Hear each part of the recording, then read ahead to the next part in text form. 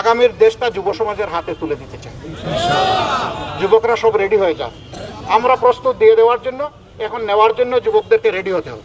এখানে জওয়ানরা আছেন আমার সহযোদ্ধা, এখানে মায়েরা আছেন আমার দোয়ার ঠিকানা, এখানে ব্যবসায়ীরা আছেন, শ্রমিক ভাইয়েরা আছেন।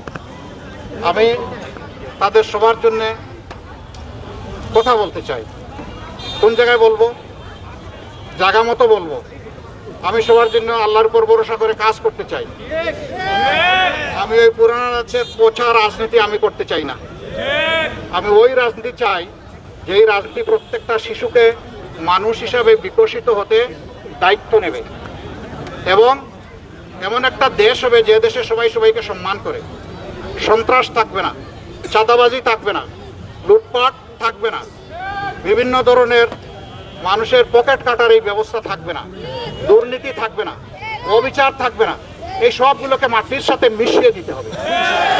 এগুলা যতদিন পর্যন্ত উকিঝুঁকি মারবে এই সমাজে কখনো শান্তি আসবে না। আমরা ইনশাআল্লাহ একটা ঐক্যবদ্ধ দেশ এবং বিশেষভাবে একটা ঐক্যবদ্ধ মিরপুর এবং কাফরুল গঠন করবো ইনশাআল্লাহ।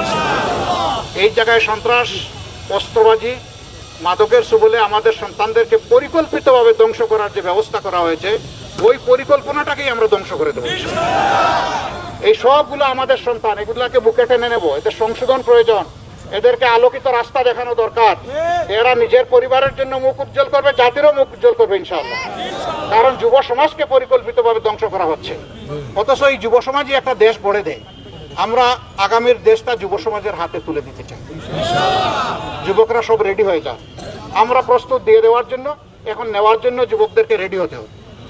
যুবকরা যদি রেডি হয়ে যায়, আলহামদুলিল্লাহ, ধরেন বাংলাদেশ একটা উড়োজাহাজ, সেই উড়োজাহাজের ক্যাপ্টেন থাকে 2 জন, ওই যুবকরা বসবে ককপিটে ক্যাপ্টেন হিসেবে, আর আমরা যারা আছি এই বয়স হয়ে গেছে আমরা তাদের পিছনে বসবো প্যাসেঞ্জার হিসেবে ইনশাআল্লাহ।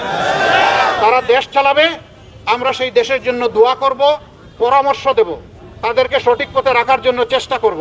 আমরা বিশ্বাস করি আমাদের যুবকরা ঠিকই আমাদের দেশকে একটা ভালো জায়গায় নিয়ে যাবে ইনশাআল্লাহ। ওই ভালো দিন আর ভালো জায়গার অপেক্ষায় আমাদের এই রাস্তায় নামা।